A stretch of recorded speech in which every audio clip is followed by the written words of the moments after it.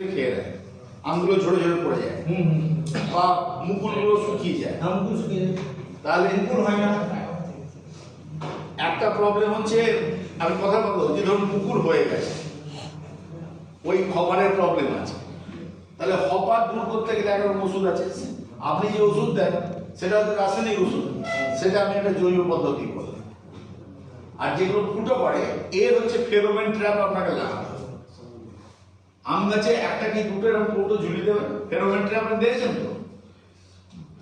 মানে সেটা আমরা বলিনি। ফেরোমেন ট্র্যাপ হচ্ছে, এটা নিজেরাও বানানো যায়। আমি এমনি যেটা দেখানো হয় সেটা হচ্ছে এরকম,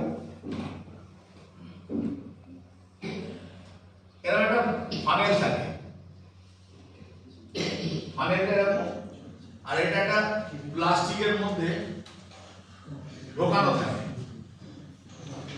এইখানে একটা ক্যাপসুলের মতো লাগানো থাকে। ব্যাপারটা হচ্ছে ফিমেল যে পোকাগুলো হয়, যে পোকাগুলো ফিমেল হয়, এরা এদের শরীর থেকে এক রকমের ফিউমস ছাড়ে, রাসায়নিক ছাড়ে। এই রাসায়নিকটা হাওয়ায় ভেসে ভেসে অনেক দূর যায়। তো অনেক দূর থেকে, ধরুন 3-4 কিলোমিটার দূর থেকে কোনো মেল ইনসেক্ট সেটাকে বুঝতে পারে এই ফিমেলটা কোথায় আছে। ও তখন ওই ডিরেকশন অনুযায়ী মানে উড়ে উড়ে আসে।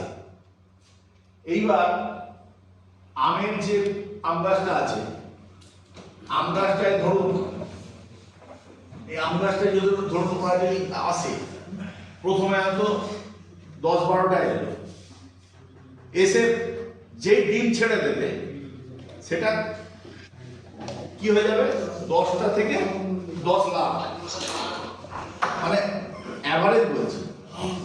10টা পোকা থেকে, মানে আমি কথা বলছি, সঙ্গে সঙ্গে বেড়ে যাবে, বিশাল অ্যামাউন্টের পোকা হয়। তাহলে আপনাকে এটা ঠেকাতে গেলে এরকম জিনিস পাওয়া যায়। এইটা হচ্ছে ওই যে ফিমেল ইনসেক্ট যে ফিউমসটা বার করে, প্রত্যেকটা পোকার আলাদা আলাদা কিনতে পাওয়া যায়। এই ট্যাবলেটটা সেরকম, এই ট্যাবলেটটা লাগানো থাকে, বাতাসে ফিউমসটা ওড়ে, মেল ইনসেক্ট গুলো আসে, এই ফ্যানেল এসে এই প্লাস্টিকের মধ্যে আটকে যায়। তাহলে মেল গুলো যদি এসে আটকে যায়, তাহলে তাদের বংশ বিস্তার আর হবে না, এবং